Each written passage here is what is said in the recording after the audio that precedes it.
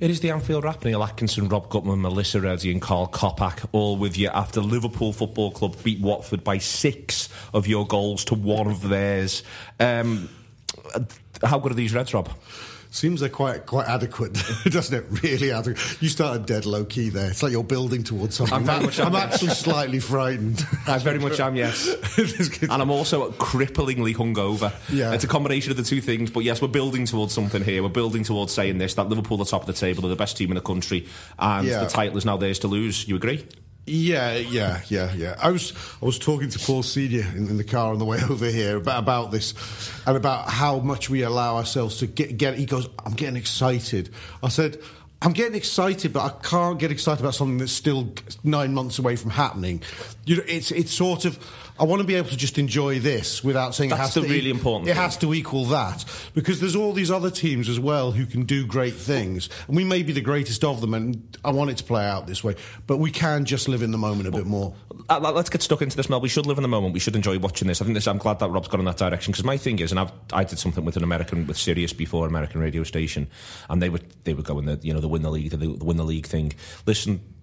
I think the main thing at the minute is, I think Liverpool are going to be banging this in April, and I can't wait for that. And in the meantime, we get the process of watching these lads and watching them do what they do. But Liverpool are going to be banging it in April, and it might be that Man City are as well, or Arsenal are. But the other thing is this: whoever finishes above us, there'll be a good side. It'll be a hell of a football team that finishes ahead of this Liverpool team, because this Liverpool team's mustard. Yeah, that process thing is so important to enjoy it. And I was going back over what Klopp was saying to me in the summer, in pre-season, and he was talking about how success is very important in football, but people can't forget to enjoy the development, that road to success, because that is as important, if not more important, than the eventual end result, because the building that you do basically constructs everything that you're looking to achieve. And he was saying, for him, that common experience that you have together with the players, as in what we're doing at the moment, right now, needs to be enjoyed right now, because this is incredible. Liverpool didn't just go top of the league. Liverpool went top of the league, winning 6-1, and you left the ground thinking it could have easily been 10, and no one would have said that was an exaggeration, or it wasn't deserved, or it wasn't warranted. Liverpool went 5-0 up and then relaxed a little bit because they could afford to. And that's in the context of other teams dropping points. So there's a little bit pressure on to go and make sure you do what you need to do to exploit that.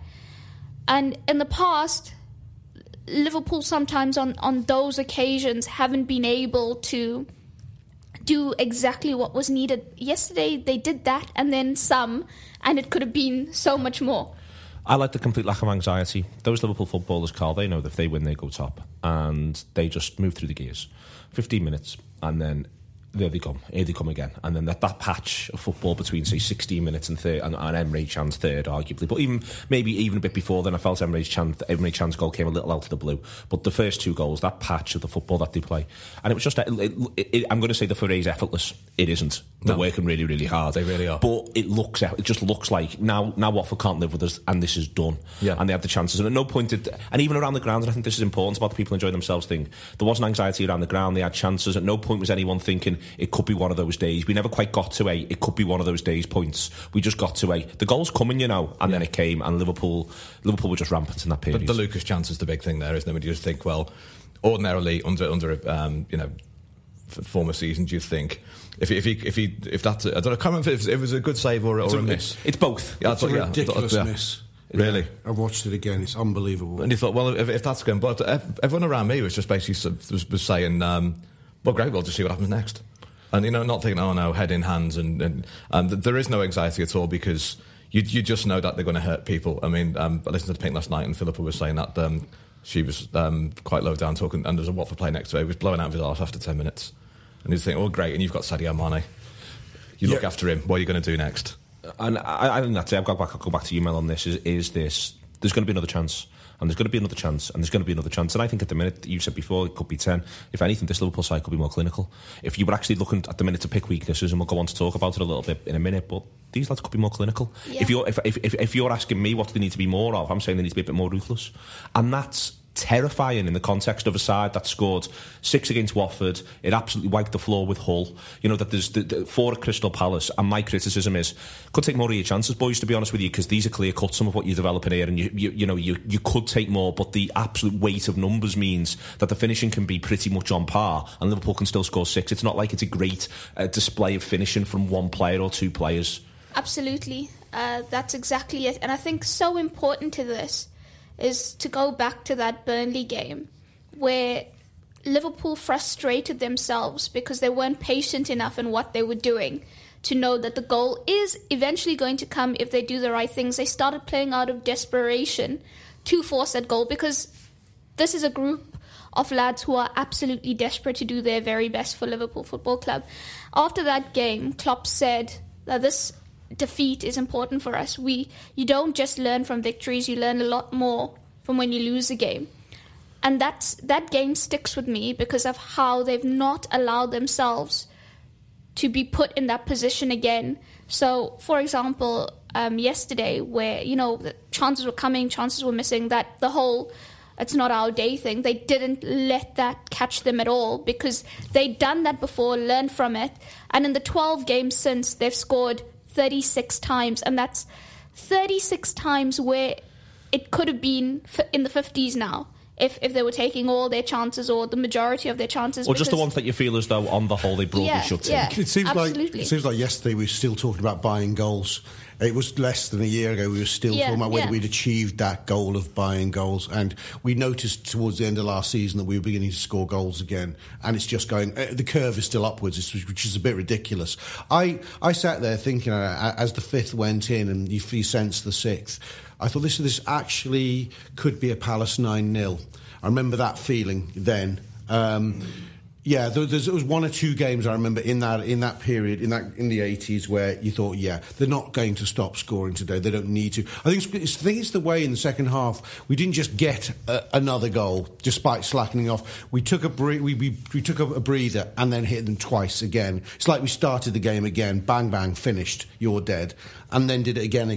You know what? And the mad thing about what you're saying about ruthlessness is, I have this sneaky suspicion that if we found a way to get Daniel Sturridge into this side and keep him in this side, it might go off the charts.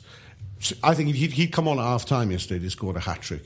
I think there's moments where you're seeing from him where he's where in this side, where it collides perfectly with his agenda, which is to score a lot of goals, I think it could get ridiculous.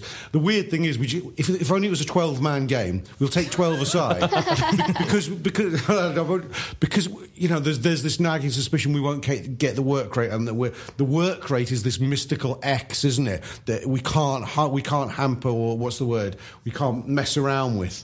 But I do wonder at some stage in the season when someone's injured or when Mane's away, we'll get Sturridge in this side and something uber magical will happen. I thought he worked so hard when he came on Sturridge just to sort of touch. I thought he ran every channel, chased every ball. I thought it was noticeable that he had half an hour there, and it was like he was going to the manager. I'll do this for quick you. Hat trick. Yeah, and what he wants. He set out to be the hardest working player on the pitch and bang a trick. And I would argue he achieved half of that agenda. He just couldn't obviously get the ball in the back of the net, and it wasn't through a wanted try or good effort. It's a great save from Pantilimon. The one he tips onto the bar. Incredible it's save. An unbelievable. You only make that save if you're 6'5".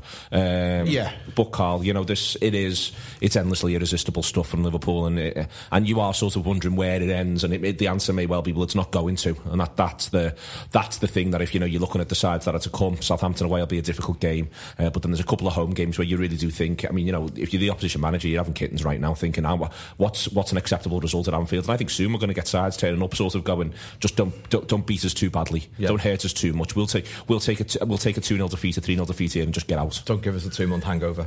Yeah, because I always say that sometimes if you have a bad defeat, you've already lost the last game by the time you've walked the pitch because your head's all over the place. Sorry, going back to what we were saying about the Burnley game, I think that the difference between yesterday and the Burnley game was we at 2-0 down at Burnley, we were trying to score 2 goals in 2 minutes and just panicking, and our heads went. And I think that's how we've changed since. Now we're thinking, okay, well, Lucas missed.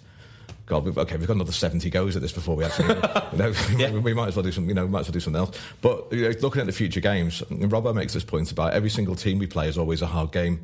We just put it in our psyches thinking, that Watford at home is not going to be easy because, they beat us at their place and they're tall and, and they're very physical and we're going to do that. 6-1. Chelsea's away is the hardest game in 2-0 up and cruising after half an hour. We're not scared of anyone. And we're in the right position to do that now in the league. I think Mel, to talk about this, just sort of imagine being the opposition manager.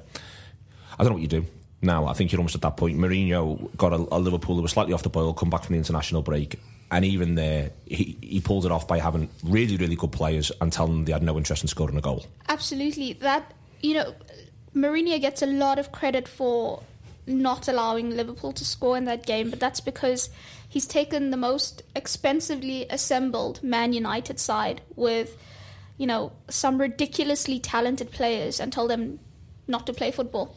And, people talk about keeping clean sheets and stuff. If you want a team like that, then, there are teams you can go and support who do that, who worry first about defending and nothing else. And all opposition managers, if you listen to all of them, Conte, Pochettino, they've all spoken. Even Mourinho, the way he set United up at Anfield, he may not have wanted to pay Liverpool a compliment, but it was. It was telling Liverpool, you're better than we are. The only thing we can try and do is to stop you from being as good as you have been because you guys are excellent. And even Watford come to Anfield with having kept 3 consecutive clean sheets. They're all about defensive organisation. They've prioritised that. It's worked very well for them this season. Another very, very good start that you perhaps weren't expecting from them. But you cannot organise against this Liverpool side because there's too much to worry about. If you formulate a plan for Sadio Mane, you're giving Coutinho, Firmino more space. You've got Lallana to worry about behind that. You've got Shan, you've got Henderson wanting all the balls absolutely everywhere. You've got James Milner as a left full back who's having the most touches in a game. Liverpool see so much of the ball everywhere. It's hard. And I watched Match of the Day last night and I was looking at the analysis and they were saying Watford played poorly. They played into Liverpool's hands. And they picked out a few clips to show Watford trying to play Danny out. Murphy. Wait. They picked a few clips of Watford trying to play out. What they didn't show was that when Watford tried to go long, they were losing the ball anyway. Because what would happen is, even if they won the first header, the second ball, Liverpool were all over them. They couldn't play. They weren't allowed to go direct because Liverpool were mopping up everything and then just killing them. So they tried to play out because they thought it gives us a little more control if we're not losing the ball in the air, if we're actually, keeping it and trying to play. They couldn't do that either because Liverpool didn't let them do anything. I actually feel, I said this during the game, I was with Carl during the match, I thought Watford played quite well. And that's the terrifying thing. In patches, that actually Watford play quite well. They come out second half. I think if you're the manager, if I'm that manager, I'm coming away from that game thinking, well, my players' attitude is second to none. Because they didn't. I thought Everton were a disgrace first half against Chelsea. Yeah. I thought Everton were an absolute abject. There's this sort of point after they go 1-0 down, and then obviously partially because the keeper's errors, Carl. But you see the rest of the Everton players, and they almost go, you know what, this isn't for us now. Can't be bothered. Just get into the break. I actually thought Watford's application was pretty impressive. Emre Can scores. It's actually a break to go 3-0 up. They had us under a little bit of pressure. Second half, they come out, the attitude spot on. They go 5-0 down, and then they have 10 minutes where they're actually. Yes, Liverpool took the foot off the gas, but it isn't as though Watford say, "Well, we don't want to play." They're trying to score a goal. They actually did quite well. Thing we took our foot off the gas, Watford went, "All right, then we'll have a go." And they could have just done the Everton thing of just thought, well, we'll just please don't hurt us anymore, don't score any more goals. But they thought, no, we'll go. We'll have. Then they had 10 minutes of that, and they had a few chances, not just a goal.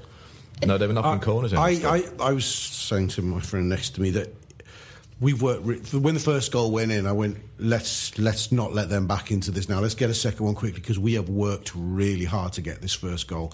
And that's a credit to Watford because the chances we were making, apart from, the Lucas one's a bit lucky, but there's one where Coutinho hits the side netting and at half the ground thinks he scored. I thought he'd scored. There's one where Firmino takes the shot with his wrong foot. But we were working, they were difficult to get through and we were playing. Coutinho Coutinho's touch was unbelievable. Firmino's movement was incredible. Mane was superb. And even when the goal itself was a superb opening goal, incredible technique, like a Luis Garcia header, but maybe even better, I think. You thought, we have worked so hard to get here. They are no mugs, this team. At that stage, I didn't see 6-1. I thought, we'll build this performance to a good 3. Didn't feel like they would. They didn't collapse. We just got better and better. The key goal is, in a sense, Mel, it's the second. Because that's it, as Rob says, it's come so quickly after the first, and it's for me again. That's one of the things that I'm impressed with and slightly in awe of. It's very at their best at home. Alex Ferguson, Manchester United. The key moment in the game is the 5 minutes after you've scored the opening goal. The opening goal comes, great. The key point is then you've got them down, you've got the foot on the throat, and now you've got to absolutely finish this. And that's what Liverpool did. I mean, that's where the football then went into another level of overdrive. And that was the thing I'm saying, I don't like sort of gear metaphors, not least because I don't drive. But there is that feeling that that's the moment where Liverpool go, right, and now is the next bit. Cop for this now. You've had that and you've buckled. Cop for this. This is what's coming next. Bang. Yeah. I thought that was, whoa, hang on, this is not just a really good football team, which is what I thought before the ball was kicked yesterday. I obviously thought we're fantastic because we are, but a serious football team that goes into that game, knows a win, puts it top, gets 1-0 up, and then says, and now we're going to play our best football. Yeah, 3 minutes later, and it gives the opposition absolutely zero chance of trying to formulate in their heads how are we going to try and get back into this game? Because we've gone one down. We kept them quiet for 27 minutes where they were throwing everything at us. We've done well. And as the opposition, when you're facing a team as good as Liverpool have been, and you've done that for 27 minutes with all those chances, kept it at 0-0, you're starting to fancy, something's going to go our way in this game. They get the first and you're thinking, you know what? They've got that one, but we did so well for those first 20 minutes. Let's get back to that. Let's do that again. 3 minutes later, it's 2-0. And then you're facing a battle, because if you try and play against Liverpool, that's exactly what they want, because they're just going to rob you and come back at you. Rob you and come back at you. So you're basically ridding the opposition of all their possible avenues when you do that, when you just press them down. And I thought Liverpool were fantastic at doing that. They've been really good in managing game situations all the way through in different sort of scenarios. And yesterday was another example. And, Watford, credit to them, because like we've said, they didn't lie down. And I think it's just where they got to that point of, we've already been smashed here. And we've got nothing to lose, so let's just go for it. Let's just give them something. In front of us at 2-0, we could see Capoue and Holebas having an argument, Carl. I think the ball was dead. I think it might even be when the goalkeeper was down. And Capoue and Holebas are having this. It's the sort of argument I haven't got a problem with seeing footballers have, but it was very much, this idea of, how are we dealing with this? Yeah. And these are Capoue's an experienced player. He's had a really good season. Holebas, I think, looks a good player. These are good footballers. But you could see they were having murder with each other. And the reason why was, we can't cope here. Yeah. So there's something you need to do that you should be doing better. And Holebas wasn't having it. But we could see it come with, they were absolutely at each other's throats. Because how is this just consistently happening to us? Well, it is. And the third goal was like that as well, because I wasn't expecting that run from Emre Can. Not expecting that to say he's playing deeper than the strikers, and he's like streets ahead of everybody else and finishing like that. And I thought, how do you pick up that run? How do you do it? Because your centre backs are looking after, the sheer speed of the front three, and Emre Can, and there's no one near him at all. He's gone absolutely through, and they're running. They're working so hard, and they still can't see that run. There's been a slight change in emphasis with him coming back in, hasn't there? But just before. Neil, that point about them having that argument, I think I recall rightly, after the second goal, it's not just those two, the whole team gets into a kind of circle in the pitch before. They don't just rush to the halfway line, they actually have a little sort of a huddle, a conference amongst themselves to go, what the hell's going on here? What is going on? Dortmund did the same thing. I've not seen that, actually. Dortmund did it last year. Did they? Yeah, so let's hold on. Of course, exactly. It was that. It was like, whoa, this is really Let's not concede that goal again. Really out of control, yeah. With the Emre Can thing, we saw it last week at Palace, and it's a shift in emphasis from Wijnaldum's role, where Wijnaldum was asked clearly and was playing a slightly more conservative way, wasn't he? Staying within 15, 20 yards of Jordan at all times, with Lallana perhaps being given more licence, Lallana hitting the box, getting his goals. Now, slight shift in emphasis, I think. I don't know whether it's organic or whether it's instruction, but I tell you what, you could see Wijnaldum's celebration when he scores right at the death. It was a mixture of huge different motivations for relief. One, because he wants to be off the mark. But two, he's seen a lad come in, take his place and score 2 in 2. And I think to say, I'm also a guy, I can give you a goal. I personally thought that him coming on was needle. Sorry? I'm sure him coming on was needle. In what sense? Yeah, just him coming on, just because the manager's going, there's an international break. We don't need to make subs at this point. We're absolutely walking the game. But everyone's scoring. Go on, lad. Get yours. That's what I thought it was. I thought there was an element. I think he wants him to get a goal because he played him deliberately higher, and I think it was in his head. I'd quite like you to score. Yeah. I think that was actually the manager's head there. I think he was thinking to himself, I'd like him to get one. I'd like him to break his duck for Liverpool. I thought it was a bit of life after Mane practice. You know, taking off Mane that quickly after a second was not entirely Klopp-like, and I was thinking, oh, come on, leave him on for his hat. I thought that was weird. Leave him on for his hat. He was getting hacked, though. He got a key, taking a nasty kick. I get the protecting him. He's going to have some travelling, but you could have picked on the Brazilians quicker. But what was interesting is until he made the second sub, we switched to a kind of 4-2-3-1, didn't we, at that point? With Wijnaldum, the most offensively he's been positioned. I thought that was quite interesting. Okay, very, very quick opening question from Barry Higgins. It says this. Have you ever bought something online after a few pints, and if so, what was it? Have you ever bought something online after a few pints, and if so, what was it? Roberto? Yeah, and I've lost it, and I need to buy it again sober. I now realise I did actually need it in my life. Have you ever... stuff for picking up stuff off the ground. You know, people when you collect rubbish, rubbish collects around my bins on the ground, and nobody ever picks it up because it's on the ground and it's rubbish. No one wants to get their hands dirty. So I saw a grabber, it's called, of some description. I bought a grabber for about $8.99 off Amazon, and I went very pleased with myself. The next day I thought, what the fuck did you do that for? But now you actually need a grabber. But it came into my life. We became friends. I used it, and then my wife Michaela moved it, and we had a row about it the other day. Where's she put the grabber, Rob? I don't know where she's put the grabber. I'm fuming. I've looked everywhere for the grabber. As well. Yeah, the grabber in the gutter. I'm going to get a new grabber. I'll have to have a few pints again, I think. Ridiculous from Michaela. She needs to have a think about things. Karl? It's nothing big, but I must have bought the same albums and books at least 4 times over while drunk. do it all the time. When it arrives, oh, great, I've got that. Yeah. Well, not only have I got that, I've read it. And I may have read it more than once, and I've bought it again, and I can't remember buying it. Some dim and distant memory. But I do that with albums a lot too. I've got the same CDs maybe 3 or 4 times. Okay, Melissa? We stole a mate's phone on a drunken night out and bid on second-hand shoes on eBay that we thought was quite funny. It was the most hideous pair of shoes I've ever seen. And I think the bid was currently at like £3. We made it about 8. And it obviously won because no one else wanted those shoes. So, yeah. Luckily, I didn't have to wake up and live with the consequences of those shoes, but my poor mate did. I wonder how many sales are made that way. Oh, loads. I think, honestly, it's powering the whole economy, this sort of stuff. To begin to sort of contemplate the back to front, making those sorts of moves, as I said before, it's frustrating that we conceded, and Melissa, but it's only a little bit frustrating. I think that on the whole, the side defended well. The goalkeeper played well. I felt it was a good game for him in that he didn't have to do anything absolutely ridiculous, but he got enough touches of the ball, more than you might sometimes get in a 6-1 win. Employed himself quite smartly, and on the whole, it was a decent defensive performance from Liverpool because, again, Watford weren't mugs, they're not bad. Any football team with Troy Deeney is going to be constantly dangerous, going to be always looking for an opportunity against you, and Liverpool did all right with it. Yeah, I think people see Liverpool's attacking ability as separate from their defensive abilities, but it's very much one and the same thing. Liverpool work so hard to win the ball back so that they can keep it, and that is defending.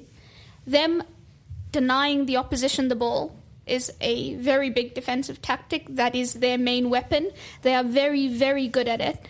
And like we said, Watford didn't want to just lie down. They wanted to have a little go. They had nothing to lose, and so they were throwing everything at Karius. I thought he was very assured yesterday. The goal, Milner gets shrugged off for the goal, so we're at a disadvantage already because we lose that duel. But the defensive performance as a whole, when you take everything into consideration, you see people look at that goal and they isolate that as Liverpool's defending was poor. But throughout the entirety of the game, it was quite strong.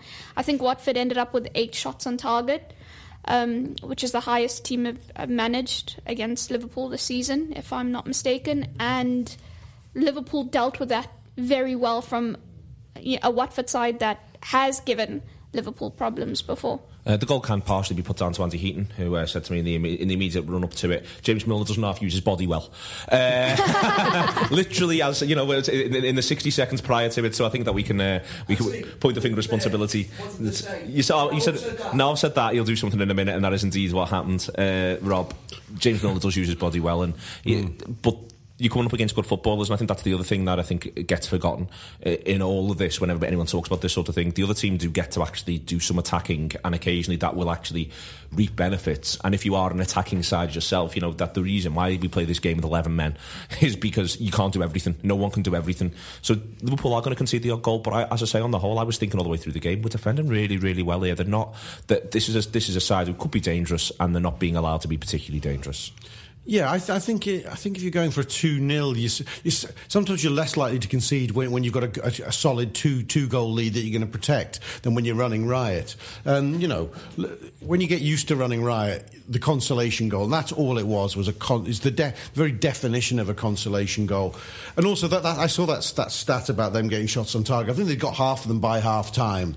A lot of them were just into his midriff and catching practice, or just fielding practice for Karius. It was but Watford had that little purple patch. But I thought individually the defensive performances were really good. Matip, you wonder what the sting in the tail is, because he's so composed, so good. You think this doesn't work out for us. A defender, you buy him, he comes in, he plays football for you, he's a good defender. That just doesn't seem to routinely be part of our plan. But he is. I thought Lucas was great. Really, really good. Lucas was absolutely excellent. He won 83% of his aerial battles yesterday against a team who are very, very good in the air. Mel's done some work. His anticipation, he steps out perfectly. The fullbacks, and Kleiny was great. It was just consummate, wasn't it? I like that point you make, Rob, as well, because I think this also gets lost in the mix. Liverpool are a team that plays on the front foot. By nature, there's a higher risk involved to their play. They don't let the opposition do a lot, which means they're doing so much work all the time, whether they have the ball, whether they don't have the ball, which often means as well that there will be moments where, like I said, James Milner had the most touches yesterday. He gets turned for that goal, body positioning all wrong. But you can allow him that little one lost duel because of everything else he does in the game. It's hard to be 100% perfect all the time for the entire team, especially when you're a team that exerts themselves so much. So if people, and there were people yesterday that were like, oh, awful, Liverpool haven't kept a clean sheet. Liverpool have scored 6 goals in a game that it could have gone 10 easily, like we've said. And I think that's what you've got to take away from this Liverpool side. We were upset about conceding a goal because the atmosphere went a bit flat afterwards. That's the only thing we were really interested in. We wanted 6-0, 7-0, 8-0. When it went to 5-1, I thought, no. It also muddies the scoreline a little bit, doesn't look as good. Though I prefer 6-1 to 6-0. We had a chat about it. Yeah. I mean, we can do this at length, Carl, but we probably shouldn't for the audience. Yeah. Also, I think, goal difference is a thing. I think we all but lost. Although we lose the league in 14 by 2 points, we lose the league on goal difference. Yeah. This is the true story of that. Apart from after the Chelsea game, we lose it because we have to chase goals. We would have finished equal on points with City if we had to. And I think we are rightly obsessed that it's important. You don't not take that goal difference when it's there. I think the more experienced sides around us over the last few years, the Cities, the Chelseas, do take the goal difference when it's on offer. And I was glad that although we were dented back to a 4-goal margin rather than a 5-goal margin, we still had. We got only one more, but we were definitely after a few more. And if Sturridge had been lucky, it should have been the 7s or 8s. Absolutely. Clean sheets are important, and we should be getting more of them. But I think what's been annoying me is the narrative around Liverpool's defence and people saying if Liverpool want to win the title, then they've got to work on their awful, dodgy defence. And when you look at the sheer numbers, and analyse them, Liverpool's defence is actually not bad. I went through past seasons and looked at, okay, this was before we played on the weekend, so the 10 game mark, and looked at goals that were conceded by the title winning teams of the time. And United there were a few seasons where United had conceded more. They'd conceded 14 when we had 13. Leicester conceded 17 last season. Last season you can put down as a bit of an anomaly. But there was a season as well where Chelsea had only let in 3 goals after 10 games. United had let in 12. United still won the title that season. It's because they were getting the point. Yeah. Tottenham have hardly let in any goals. We're 5 points clear of them. Absolutely. Tottenham would love to be in Liverpool's situation. Absolutely, they'd reverse it any day of the week. And Liverpool will it will tighten up the goals. It will all work itself. It will all iron itself out. And the defending hasn't been bad. You can't look at any of the back four and think, oh, weak link, or he's done bad, or horrible game. And as a team, like I said, the defending happens together as a unit, because a lot of the attacking work is actually defensive work. And I just think that we need to stop getting sucked into the narrative, because it is sometimes it's just a tire thing that commentators and stuff say on TV, because it's what's always been said. But when you look at it, even Liverpool's problems from set pieces, Liverpool have conceded 4 goals from set pieces, which is the same as Chelsea, Arsenal, Tottenham. Tottenham conceded for a daft own goal yesterday. And also on set pieces, just to very quickly point this out, Carl, we effectively scored 3 from set pieces yesterday. We're starting to score goals from corners and wide areas. We scored 2 against Palace. Yeah. We actually scored 5. We've now scored 5 from set pieces the last 2 games. If we've only conceded 4 all season, we're now 1 up the Reds. But also, we don't do that. We don't score goals from wide areas. And we've done it 3 times in 2 games now. And because there's a fanzine in Liverpool in the 90s and 80s called Another Wasted Corner. Liverpool don't do anything from corners ever. And we definitely don't do anything from short corners. And then Mane scores a goal like that. Yeah, I think we need to recalibrate our brains, because we keep getting stuck. We're doing odd stuff. Can I just make one point about James Milner? Because I've been desperate to talk about this to anyone who listened to me. It's the bit in the first half where he did a tackle pass. Yep. Don't see enough of them anymore. It's beautiful, but he lost the ball. The man went in front of him, and he came. It wasn't a tackle slightly from behind, but if he was going to win the tackle, he was going to give away the throw in, and he still managed to turn it around and pass it to, I think it was Coutinho or Firmino. That's a clever footballer. That's a really clever footballer. I think on the whole, to sort of be doing the positional stuff, Rob, going through them one at a time. The keeper impresses yesterday. Milner, he's faulty for the goal, but first half especially, he's always the next pass. The number of times you can see they know where he's going to be. And I couldn't believe that. I was saying post-match when I was absolutely smashed, I've never seen a football team play so many blind passes. But there is actually a thing here where a lot of those blind passes are actually to James Milner, because there's this idea that if you can see where everybody else is, broadly speaking, if you've got the ball in that little inside channel, and you can see where all of their lads are, and so he's just going to be there. So if I need to go one more, and and as well, he'll get it under control and he'll do the right thing next. And I was really impressed with Milner yesterday, and I was impressed with how Liverpool used him. Yeah, I was. I suppose his performance was, subsumed by some performances which were on 10 out of 10 level from the front 3. But I did notice how the work he does for Coutinho in particular down that left-hand side, he makes space to give Coutinho the yard. He gives Coutinho the option all the time. So Coutinho goes, you're there. I'll pretend that, I'll feign to go to you, and I'll beat another 2 guys. He does so much water carrying for Coutinho quietly. And it's allowing Coutinho to be our best player again. But fair play to James Milner. Also, James Milner playing on his wrong foot works perfectly for the way we attack down that side. We've talked before about this. But the fact they can cut inside and thread those balls sort of into the channel, but sort of just shy of the channel, that Firmino and Coutinho can find is just a key part of our play these days. Moving into midfield, Mel, Emre Can first gets his second goal in 2 games. Appears slightly more at ease with himself. I think he was a couple of times this season. I felt he's conscious, I think, that he might be taking somebody else's shirt.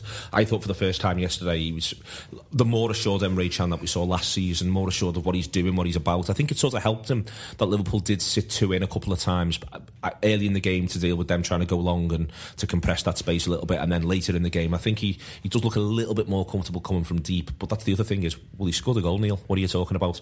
He's enjoying that side of the game as well. Yeah, I think he did come into the team and have the knowledge that there's a lad who's been playing very, very well.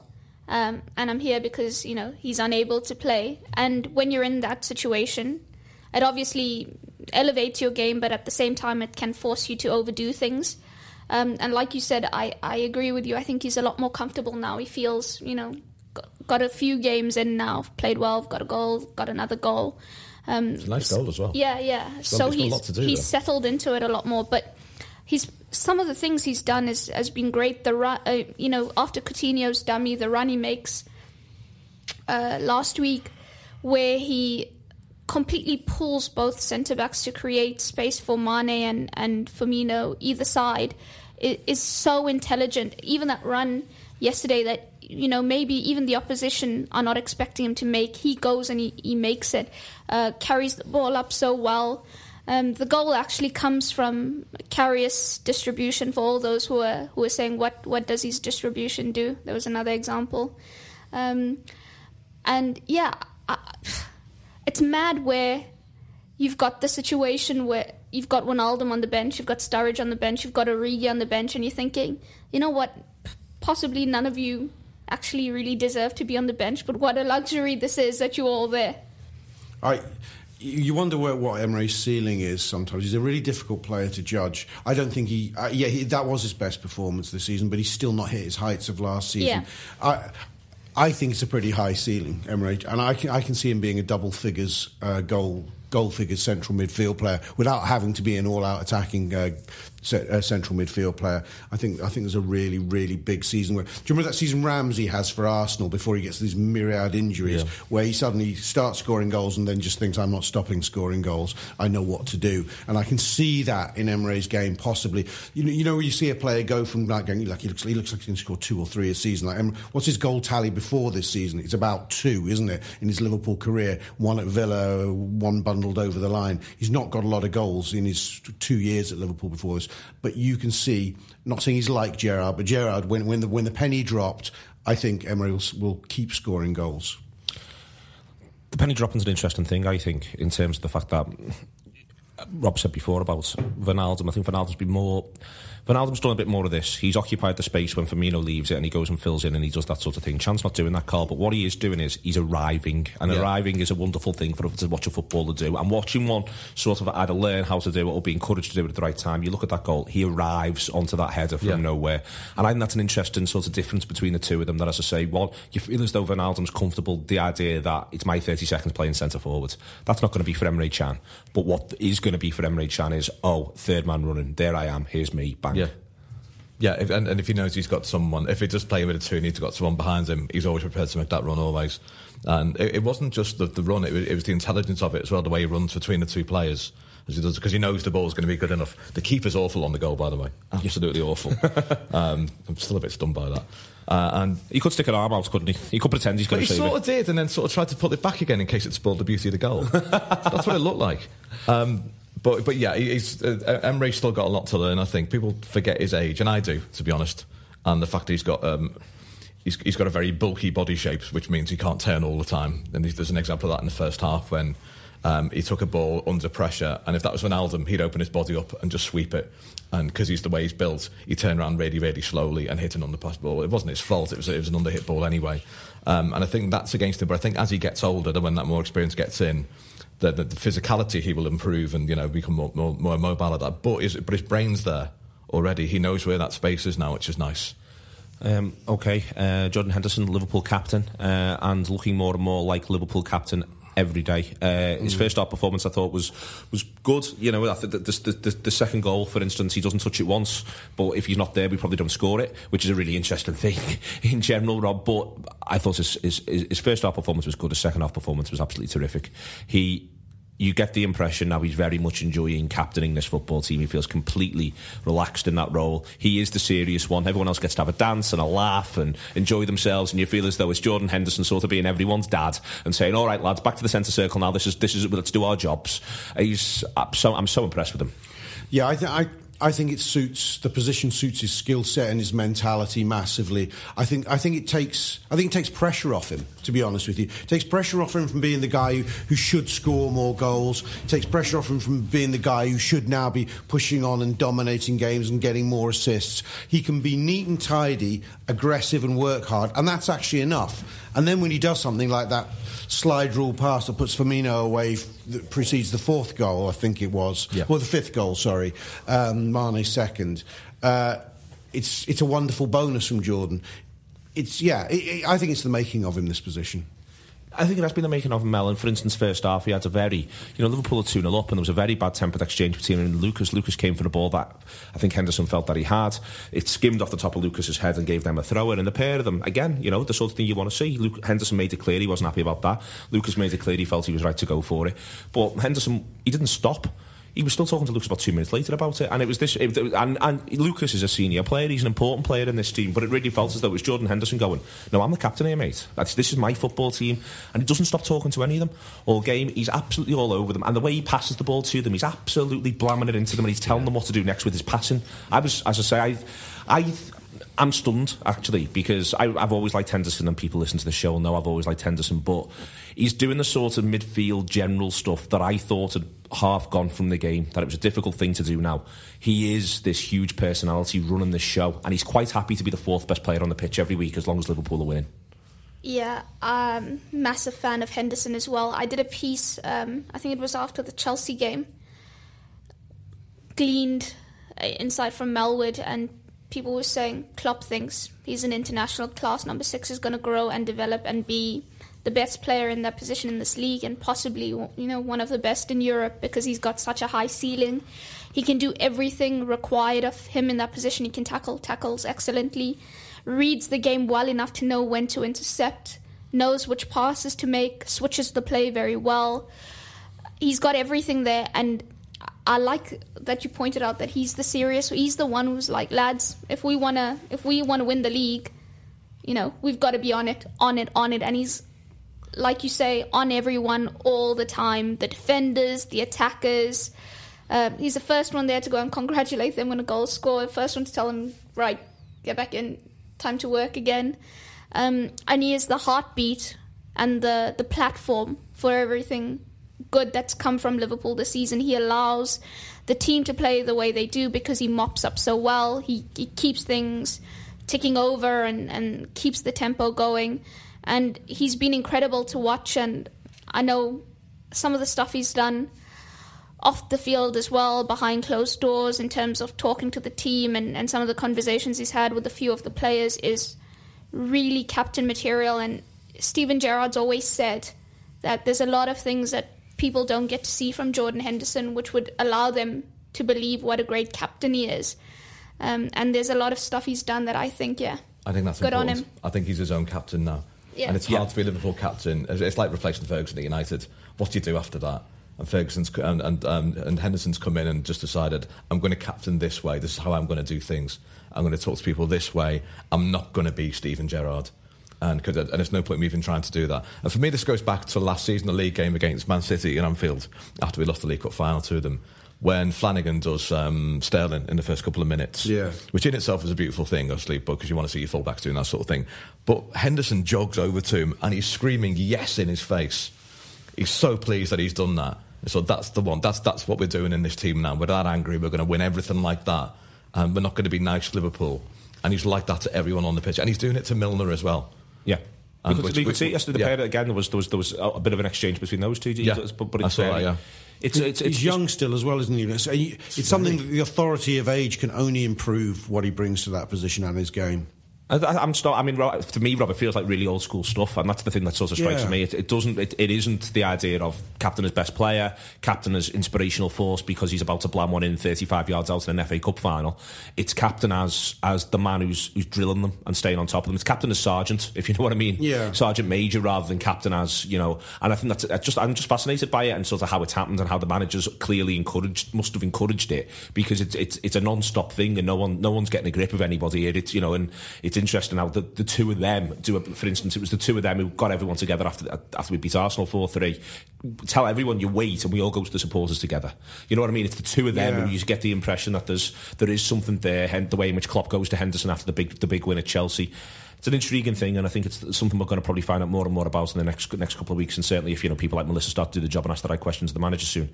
I think what the manager's been successful is with a few of them is taking fear out of their game, and I'm going to repeat myself if one. Henderson being a classic example. I agree with that completely. Because not having to make the killer pass, not having to have a certain level of goals to midfield. He can not go backwards, but he can simplify his game, take fear out of it. Lallana, a classic case as well. Let's talk about Lallana. Yeah, I mean, Lallana, he's fascinating to watch now, whereas once he was just endlessly frustrating to watch.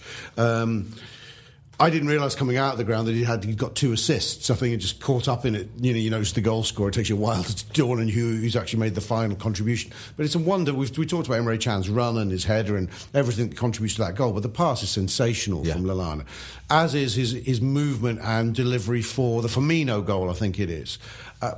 In a way, it was a quiet Lallana performance. And I think he has been quieter since his early explosive start to the season. But he's still doing all the running. He's managing to contribute without there being a sort of a basic minimum requirement list of him. He doesn't, when he came in, I think we all wanted him to be our playmaker. I think we wanted him to be David Silva for us. That he could, he was Southampton's main man. He was dribbling. He was scoring goals. When you watched him in highlights, we just don't need him to be that because we've got so many good players. And it's a great thing for him and for us. He looks quiet, but imagine playing against him. Because I never know where he is, ever. I've still no idea what his position is. Yeah. I know nominally what it's supposed to be, but he's just all over the place all the time. And the way he just basically gets the ball in and men closing him, and he's still like 10 seconds, he's still got the ball. And I still don't know how he does it all the time. And he rarely wastes it, which I think he has done in the past. Yes. But he must be impossible to play against. There's that, but Melissa, he recovered the ball 8 times first half, more than any other player on the pitch, and you feel as though, in the way in which Henderson's marched on a certain part of this game, Lallana's the one who goes, now we go, boys. Yeah. His off the ball work is utterly splendid to watch. Like, sometimes it's hard to see because Liverpool are doing such incredible things when in possession, when they have the ball, and it's hard to draw your eyes away from, Felipe Coutinho's feet or Roberto Firmino's feet. But Lallana is such a clever player to watch. For Firmino's goal, or is it? Yeah, Jordan Henderson's got the ball, and before Jordan Henderson even receives the ball, Lallana knows exactly where he needs to be. He's pointing at people to go and occupy the position he's just left in case the ball actually doesn't come to him and it goes behind him. He's orchestrating things in a very subtle way, but a very important way. And quiet Adam Lallana has 5 Premier League assists, which is the same as Felipe Coutinho, which is only 1 less than De Bruyne, who's leading the standings in that. And he's just been phenomenal because he's such a good link player. He's the link between Henderson and Coutinho, Mane, and everything that's going on there. He complements all of them so well because they're all on the same wavelength. And I think when we look at them, we tend to look at everyone as individuals, but the way they operate collectively is absolutely astounding. And this is a thing for opposition teams and why it's so hard to plan against them, because it's all well having a plan for Mane on the right flank, but sometimes Mane's gone into the centre and Lallana's on the right, and Phil's gone to the right and Lallana's gone to the left, and they all understand each other. They know what each one needs from the other, and they've been working exceptionally well together. When I write these shows, what we often do is, and often when I sort of pull them together, Rob, you probably see more of them than anybody else, and it's always like, we'll do the back to front, and I often go, Matip Lovren on the same line of the back to front. And this is, I find it very, very difficult to actually talk about Liverpool's front three, any of them in isolation at the moment. For instance, I thought Coutinho was absolutely brilliant first half. I thought he was just one of the best halves of football I've ever seen from him. simultaneously, across the course of the game, Mane scored 2 goals. Firmino set, I think, 1 or possibly 2 of them up. 2, yeah. Coutinho himself's got on the score sheet. Firmino himself's got on the score sheet. And this is where I do feel a little bit sorry for both Sturridge and Origi, in that when Sturridge and Origi played together, I thought the partnership was brilliant, between the pair of them. But they're looking at this at the minute, and if you're Daniel Sturridge and you're on the, why you're on the bench, because you're watching them, and he can't be. He's probably annoyed. He's not starting, but simultaneously he understands because he's watching these lads, and I find it really difficult to talk about any one of them without having to talk about all 3. They are essentially they are. In the way in which, for instance, Suarez and Sturridge never were. They were never really a partnership. It was 2 lads doing their own thing and occasionally intertwining with each other. This is 3, and they're almost their own team. They've got their own things going on, and it's very difficult to divide them up in terms of the impact that they're having and how unplayable they are. Yes, I'm hoping as the season develops, because there will be games where we don't have all 3 in tandem, that we'll see it as the system as much as their talent. And we had a glimpse of it with Leicester at home, where Sturridge gets the nod. I think is it Coutinho out injured or rested? Rested, sorry, because he's on the bench. And I've made this point before. And at Chelsea, well, Firmino doesn't play at Chelsea. Yeah, exactly, yeah. And it still works. And I think it is a combination of the drill, that the movement they're encouraged to get involved with, and themselves as a sort of like this symbiotic trio of geniuses. It does feel at a very high level. And you're right, to appreciate them, you almost have to put blinkers on and go, as I did for a part of the first half, and just watch Coutinho, and it was a masterclass of technique and vision and everything.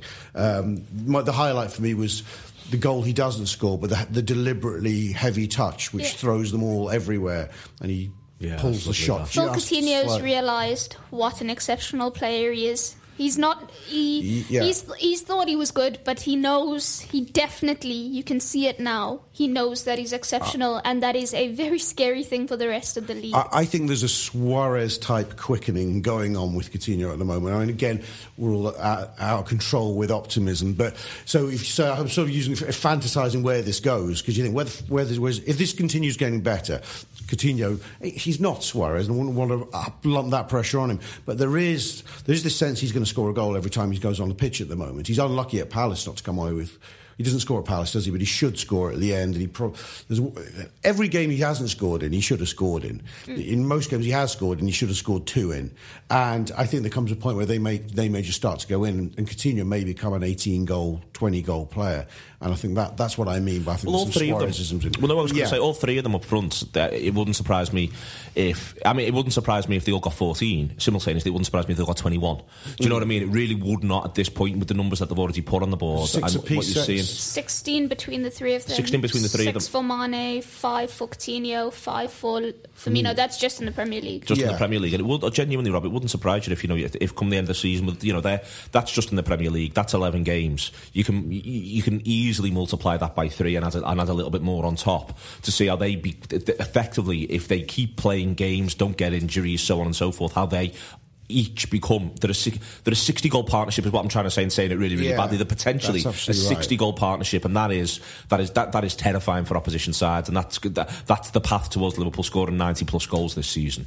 Yeah, it is. I mean, Firmino and Mane are strikers in a way. For me, you can see you could actually put them into most teams in the world. Go and be our striker. Either of those lads. Coutinho's different. Coutinho's what's the word? He's playing a little deeper. He's playing deeper. He comes from deeper. Yeah. He's of the I'm going to make comparisons which are ridiculous, but of the Messi end of things, the Maradona end of things, where you're just everything. You're not a forward. You're not a striker. You're just a consummate forward. But it means if his technique's right and his eyes in, he'll score goals. The other 2 have got striker instincts in them, and that's a hell of a thing without actually being strikers. The Harlem Globetrotters. Yeah, that's what I always think. They are the Harlem Globetrotters. They're everywhere. They do everything. Mane's such a brilliant centre forward when he wants to be. I mean, that header's incredible. Yeah. Gets in the position to tap one in. The tap-ins is what I like. You asked me to put a bet on who's going to get the most goals this season out of those 3. I'm going to go with Mane, I think. Although, of course, the African most goals per minutes ratio I'll settle on. But actually, I think he might have at the moment, Mane. Am I right in saying that? Yeah. He's got 6 in 10 Premier League starts. So you take off the minutes off. It's goal every 2 games, and that's the thing, Melissa, is they're all scoring a goal every 2 games, and then people say, and Liverpool have had 13 different scorers this season, and then you say, and Sturridge hasn't scored a league goal yet. And this is, it's like... This is exactly... And Divock Origi hasn't scored a league goal yet either, has he, I don't think? No league goal. Where is the ceiling on what Liverpool can do this season? It's remarkable, because just worrying about that front 3, like we've said, is one thing on its own, but then... beyond that, you've got Lallana, Shan, Wijnaldum, Henderson, Milner, who's going to get a fair number of goals as well because of the penalties. It just seems like this endless assertiveness and authority and dominance throughout the team that you can't do anything about. And I have a lot of confidence as well that Loris Karius is going to be the goalkeeper that extends that. It's mad because in pre-season, when you watched him before the injury, there were times when I looked at him and thought, nightmare for opposition like forwards, because he's so authoritative, so commanding. And I think the injury does put him back a little bit in that he's got to start from scratch again. He was Liverpool's starting goalkeeper. He was about to start the season. Doesn't get a competitive start because breaks the bone in his hand. Mignolet starts games, Liverpool are winning. He comes in and he's under pressure because I think he wants to make up for lost time, and then he gets in his head a little bit. We also forget he's just 23, but when he comes good, you look throughout the team, your centre-backs, you've got Matip, Lovren scoring, winning things in the air, being really good, and I just don't see where it ends for Liverpool. Where does it end for Liverpool? I've been doing maths. The interesting thing about them, having points on the board gives you the luxury to not get points on the board some days. And you look, people go, it's game 11, but I'm looking to game 18 as the marker point before we play City on the biggest New Year's Eve of our young lives ever. Right? But so where do we want to be at the end of game 18? Clear as City is where we want to be. 5 points clear. Well, I take 3, so that whatever come what may, we're still bossing this league. But you look at the fixtures between now and then. Even if we have bad days at the office, like City have just had at the weekend, where they drew with Middlesbrough, even if you have 1 or 2 of those, we're still set fine here. The others are, the fact that Tottenham, who 2 weeks ago people were talking, Tottenham, they look relentless under Pochettino. They turned over City 3-0. They look at a force. We're 5 points clear of Tottenham. We've got 2 clear on City, whilst having still played less home games and less of the big games. They've got in their next 3 or 4, they've got to place both Chelsea and Arsenal, while we're busily entertaining the likes of Stoke at home and going to Bournemouth. Of course, this can all go wrong. Of course, you can all be jinxing us. But if you're being dispassionate about it, I was talking about Liverpool's team I wasn't involved with. These are the obvious things. Liverpool aren't just a point clear of Chelsea at the top. Liverpool are probably adjusted 2 or 3 ahead of Chelsea, 4, maybe 4 ahead of City and Arsenal. Haven't played them all. Having which is played enormous. them. And the only game we've got left this season where you say we probably don't go into it as favourites is. And it's only arguably is at Man U's ground. It's the only away we've got left, which is a Man City. No, we've played. We haven't played City at all. We haven't gone to the and City. Sorry, those 2 games. But after that, all the other big sides have to come to us. So what? So answer me question. What do I think? Who, where, when, what? What I'm saying is, we're 11 games in. There's an international break now. We've got to talk about something for 2 weeks, and I want to talk about one thing and one thing only, and that's Liverpool winning the title. And that is, it's remarkably exciting, and I think what I'm sort of trying to drive at is, let's be excited, let's enjoy the process, as Mel said before, and let's be excited, let's actually embrace it, rather than... I always remember one of the worst nights I've ever had at Anfield was we won 1-0 against Portsmouth. We'd beaten Chelsea the week before, and we came back to Anfield. It was under Benitez, it was 08-09, and we won at Chelsea, and we went to Anfield, and everyone was a bag of nerves, and everyone was... It was nightmarish stuff. Everyone panicked, the whole ground panicked. It travelled down onto the players, and my point about this is, I don't know that happens here, but let's really ensure it doesn't happen. Let's all sort of collectively say, you know what, 27 more of these. Let's absolutely drink the marrow dry from every single one of the 27 more. Let's cut loose. Let's get naked and let's have 27 discos. Let's absolutely claim this as, this is fantastic. And if it doesn't happen now, it sounds like it's going to happen at some point soon. Let's just embrace it, keep embracing it, and go from there. Yes, because in a way, I think the league isn't a cup competition, and yet in a certain sense it is, because to win it, to be in the final of the league, this is why I'm saying people, you're going to win the league. It's like saying at the beginning of the European Cup, you're going to win the European Cup. Well, I've got to get through round 3 and 4, got to win the quarter-final, or win the semi-final. Yeah, I think we're good enough, and it's going to be exciting. But let's dream about winning the league at the end of April, when we're in the final of the league, which is the last 5 games. At the moment, we're going through the early rounds of the league, and we're doing really well. Let's enjoy. It feels like we've got through a phase with this 6-1 at Watford, past game 10 into game 11. Feels like we've got a marker. Maybe game 15's a marker. I'm looking at it in blocks as well. I think it's a way to look at it. And I'm with you, and I agree with that. And I think when I'm saying what's the ceiling, and this is what I want you to say, really, what I'm going to ask you right now isn't whether or not Liverpool are going to win the league. That's not sort of... And I almost think that question... we can't control what Manchester City do. Manchester City got tons and tons of good footballers, and they could win right up. They could win every game between now and they come to Anfield. They could just do that. Yeah. Our ceiling also doesn't have... When I say... I can't see where it ends for Liverpool. It's not in terms of talking about the title at all. It's talking about what the team are capable of actually doing on a football pitch, because they're not yet at 100%, which some of the players have referenced, and the manager himself. So, whatever they're capable of, and whatever it all equals to, may perhaps equal a league title. We don't know. It's too early to tell. But the fact that they've put themselves in a position now in November to be spoken of, and they've got a fear factor again. The best team in the country. Yeah, there's a real fear, and that's only a good thing, and it needs to be enjoyed, because Liverpool fans haven't had enough of it. And so while you have it, enjoy it, and don't start panicking and finding excuses not to enjoy it currently because you're thinking, oh, what if Liverpool don't win the league? Right now, Liverpool are absolutely fire, and that should be consumed in abundance. Do you know what's a bit of a shame? Sorry, can I just say this, and I'm stepping out on him. It's a shame the FA Cup isn't what it once was. I'm just listening. I was thinking of, just because of the pressures, we've got the league or nothing, really. You're talking about the pressure, Mel. You look back to, say, Shankly's team in the mid-60s and his team in the mid-70s. They both win the FA Cup in the time. I mean, I'm fortunately not that old that I remember those. But the sense you get from the time is that they were like winning the league, the cup then. But there were 2 things to be going for. And it's a shame, because this Liverpool team is wonderful, and nothing's going to take that away from the fact that it's wonderful. And it may fall short, or it may go all the way. But it's a shame that there's not more there for it. The same is not more there for wonderful teams, quite frankly. We live in this age. It's money, the big money competition. You're right about that, Rob. I mean, we saw at the weekend, Arsenal played Spurs. They're both really good sides. I think Arsenal look better than Spurs at the moment, but that might change as Kane comes back in and they settle down. They're both really good teams.